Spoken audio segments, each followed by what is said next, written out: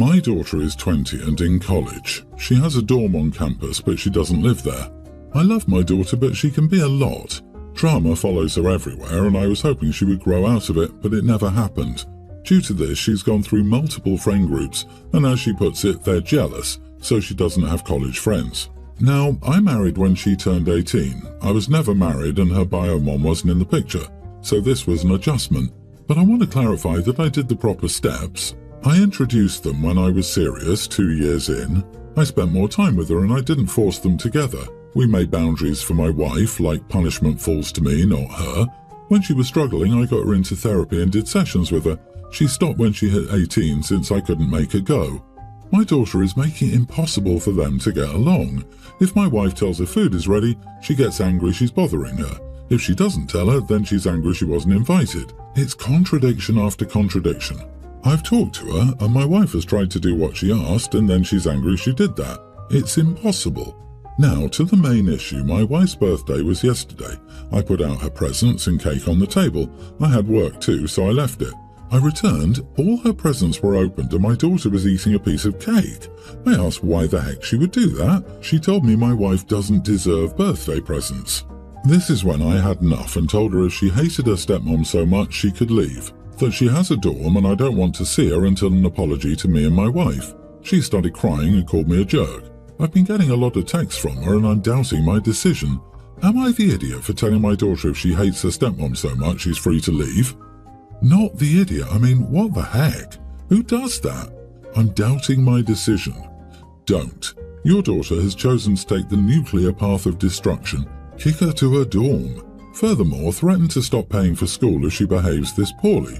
Give her selfish butt a wake-up call. Eating someone's birthday cake before it's been cut is a conscious act of hostility. She opened all the gifts and stated, "Your wife doesn't deserve them." I didn't think the malicious intent gets any more clearer than this.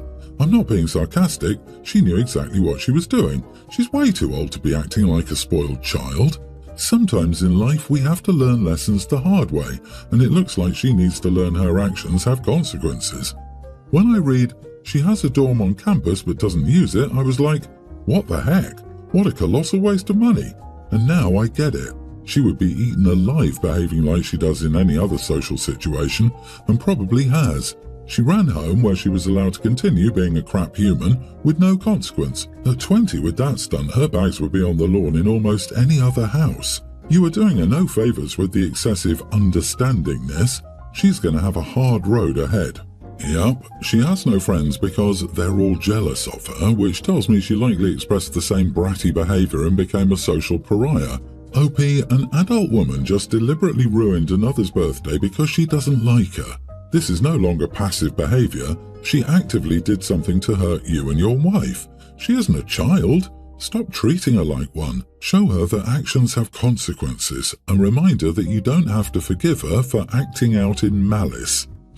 About a year ago, my daughter-in-law opened a restaurant. My son is not involved and works full-time. I've eaten there when I visited their city and wasn't impressed.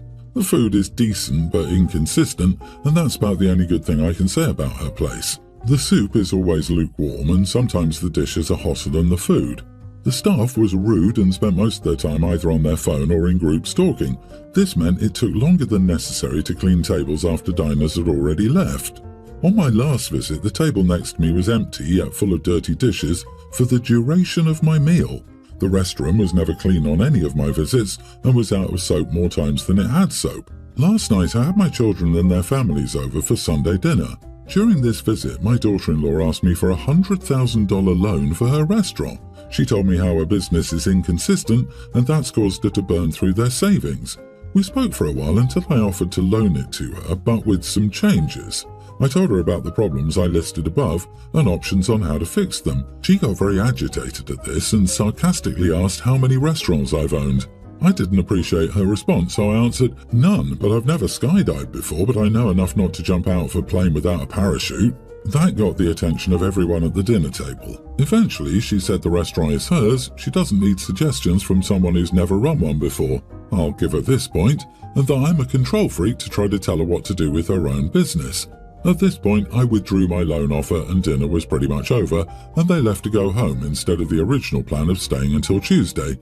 I haven't heard from my son this morning, but his siblings are split on the issue. Some said it's my choice to loan or not loan her the money, but I shouldn't tell her what she needs to do. Others said I'm right that if I'm putting my money at risk, I have a say on how she's running her place. Am I the idiot for pulling my offer to loan my daughter-in-law money? Not the idiot, she's asking for a large loan. You are understandably worried about if she'll be able to repay you. Giving options on how to increase business to ensure your loan is a good decision on your part is valid. It's your money and your choice. And if it doesn't seem like a good investment, don't do it. Definitely do not loan her money, OP. I can't believe her husband is not paying attention to the finances. There's a reason the bank won't loan her the money. When banks loan that kind of money for your business, they make you show all sorts of crap that proves your business is successful enough to pay it back. That's why she's asking her father-in-law. She probably already got turned down by lending institutions. Seriously, the in-laws are always the last person you ask for a loan. I would stop calling it a loan. The only way you get that money back is if the business succeeds. This makes you a partner. Do you really want to go into business with your family? With this family member? My biggest rule regarding loans is, never loan anything you wouldn't be fine with losing. If you're at a point where you're financially comfortable and emotionally comfortable with the possibility of losing $100,000, then go for it. Otherwise, I'd refuse without a legal path and a contract to get your money back. Agree. $100,000 is not just a loan, it's a financial investment. She's asking you to be an investor in the business, and that comes with certain legal rights, and she has a fiduciary responsibility to spend that money wisely, particularly if that money is, as she stated, a loan. Dollars to donuts, she has zero intentions of paying this money back. I'd be willing to bet that she has zero plans to change anything and just wants more cash flow to keep herself out of bankruptcy, because she sounds like she's in love with the idea of owning a restaurant rather than the reality of running one. I'm a single mom to Emmy, a young grammar schooler. Emmy is my only child. She's been sick since she was a toddler, and if I'm going to be honest, she likely won't make it to 10. Her dad left us when she got sick. Emmy spends 1 week in the hospital and then a week at home. Because of this, the last time I was able to send her to school was 2 years ago, when we were able to do preschool 3 hours a day, 2 days a week, and they still wore masks. Now, the only time she's around other kids is when she's in the hospital. Emmy hates sharing her toys, so I try not to make her do it. Usually when we see her cousins, I'll buy something like a big pack of chalk and a gallon of bubbles, and I'll tell her it's for everybody, but that's the only time she'll share. My sister and her 2 daughters, 1 year younger and 1 year older than Emmy, are living with us temporarily. It's been difficult for everyone. At first, I switched rooms with Emmy and we put all 3 girls in the master, but Emmy hated sharing rooms and said the girls were constantly touching her stuff, so we switched it back and I put the girls in the spare room with their mom. My sister was complaining that the room was too crowded, so she's staying on a cot in my office, but apparently that's also uncomfortable, so she wants the girls to share again. My sister does not pay any rent. Her husband sends $500 a month to help pay for the groceries, and she helps with Emmy while I'm working. My job is pretty flexible, so I can watch her while I work. They've also complained that I take Emmy on day or weekend trips without them. Emmy just spent the week in the hospital, and we came home on Saturday. My niece's beds were moved into Emmy's room and her toys were everywhere. I confronted my sister and she said Emmy isn't using her room or her toys half the time and that little girls should be sharing with each other. I told her that Emmy had already made it clear that she didn't want to share her room or toys and that her room needed to be the way we left it by the end of the day. She said I was being unfair, so I snapped at her that I would prioritize my kid over her ungrateful self and her kids, and that if she can't get over my kid not sharing, she needs to find somewhere else to live. They did fix Emmy's room, but they haven't been talking to us. At this point, I'm thinking about kicking them out anyway. Am I the idiot for telling her she needs to get over my kid not sharing or move out? Not the idiot. They're not talking to you? Really? In your house that they're living in rent-free? The cheek! Kick them out. This isn't sustainable, and you and your daughter need to have a calm space where boundaries are respected. In addition to whatever her emotional reasons are for not sharing, I would think germ reasons might apply too if sicknesses are worse for her. Not just rent-free, brother-in-law is sending $500 a month for food, which is $1.85 per person per meal.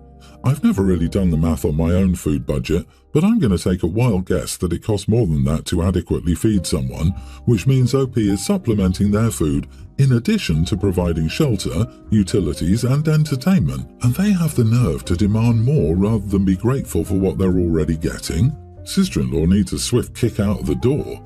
I can't even with this situation. They just took over this girl's room. Who does that? For that alone, it would be a very long farewell, and no one will miss you. I don't blame you, OP. You're just trying to manage your daughter's remaining time as best you could. Your sister is a massive idiot. She hasn't taught her own daughters a thing about respecting people's boundaries, and that makes it more stressful for your daughter as well. You're doing what's right for your daughter's well-being. The only thing I think would make you the idiot here is your sister's children. Why do they live apart from their father? Is he and your sister on a break since you referred to him as her husband still? Regardless, kicking out your adult sister would be one thing, but if that further uproots her daughters, I would say you're a bit of an idiot. They're dealing with an issue with my sister's stepson and he can't be around the girls now. If my sister has to go, her girls do too. I don't have the time to get them to school before work, pick them up in the afternoons, keep up with their activities, and I don't know what I would do with them every other week when Emmy is in the hospital. Sister doesn't work. She says the kids are too young, so she has no one but me. So I have a 20-year-old daughter who's currently living with me rent-free while she attends college. When she moved back home, we made a deal where she would cook and clean the house as a form of payment for her living here. She agreed to it and we both thought it was fair. However, recently she approached me and said that cooking and cleaning are taking up too much of her time, making it hard for her to study and complete her homework. She asked if I could reduce the number of days she has to cook to give her more time for her studies. I told her that she should be grateful for the deal I offered her and that it's not that hard to do a few hours of chores compared to what many kids her age are going through. I pointed out that some of her peers are working 9 to 5 while going to school simultaneously, and I've given her the luxury of just handling some household chores in exchange for free housing. She ended up calling her aunt, my sister, behind my back to complain about how I was treating her, and my sister called me and kind of went off on me, basically saying I'm being too strict and should listen to my daughter. Here's where I'm unsure if I'm being an idiot. I want to stick to our agreement, but my sister's words have me questioning my stance. Am I the idiot for not wanting to change the deal we initially made? I thought it was a fair deal. Edit, she only cooks breakfast and dinner 4 days out of the week for her 2 brothers and me. Her brothers are only 8 and 10 years old, so they can't really cook for themselves. You are the idiot for not listening properly to your daughter. You say, many people do this, that and the other. Well, your daughter is not many people. She's overwhelmed with the sum of her duties right now. She's just asking you not to have to cook some days of the week so that she may catch up on her schoolwork. Is that so terribly unreasonable? I don't think so. You could let her not cook on the weekend and the whole arrangement could be evaluated in 3 months to see how it works for your family. That would be a reasonable arrangement. You sound like Cinderella's stepmother. This is your daughter who's attending college and you're treating her like a full-time maid. You're not asking her to do some chores. You have her cooking and cleaning full-time for a family. That's a huge difference. At the very least, the cooking needs to stop. You cook for your children and clean up after them. Then, if you want to assign a list of weekly chores, fine. Things that are done once and completed until next week, but not daily cleaning up after 3 people. That's exhausting and that's your job. I honestly don't understand the mentality of, well, now you're 18, I won't help you anymore. Like, it's ridiculous. My son is only 3, but damn, my husband and I will support and help him for the rest of his life. We brought him into this world. It's kind of our job to help and support him. Plus, as parents, we only want the best for him. My parents still support my sister and me, and we're 24 and 30. As a parent, I'm so sad about the stories I read. I guess some parents just view their kids as nothing more than people they can get stuff out of. It's really sad. My friend Mary is due in 4 weeks. Our friend Shelley has organised a brunch for this coming weekend on Saturday as a baby shower thing. Before she did this, she asked for dates and places we could go. I told her that I absolutely couldn't do Saturday. My husband will have to work, so we can't watch our baby, and my parents will be flying back to their country, so I'll need to drop them at the airport, etc. Shelley told me it definitely wouldn't be that day. She's also chosen a restaurant a 3-minute walk from her and a 40-minute drive from me, which is fine, but it obviously means my commute would be nearly 90 minutes altogether. I told her I couldn't come for the above reasons. Immediately the guilt tripping started about how, as the only mother in the group, I had to be there for Mary, Shelley herself as an infant. She even said I should tell my husband not to work or my family to delay their flight so I could go. I told her I couldn't make it and I was sorry, but she knew the score from the start. She's been bombarding me with texts, even from her husband's number, saying I'm selfish and all I care about is my kid and I'm not supporting women. I think she's full of nonsense. She knew my limits and now she's acting like it's new info. Am I the idiot? I politely declined an invitation to a baby shower due to understandable inconveniences and my friend became a psycho. Am I the idiot? Come on, it's totally reasonable to ask someone to change their flight or skip work to attend a baby shower. Psycho is right. You are not the idiot. Shelley picked the one day you couldn't come. I don't know what her deal is. Just make sure you let Mary know the deal so Shelley can't martyr herself at the shower to make you look bad. Ask to make separate plans with Mary for lunch to give her a shower gift and talk about Psycho Shelley. She says I'm selfish and all I care about is my kid. Hold on, she's trying to guilt trip a mother for putting her own child ahead of others? Really? OP, some people just can't be reasoned with. She chose the date on purpose to make you feel bad. Block her. Tell your friend who's having the baby the real story and plan a date with your friend to celebrate her pregnancy.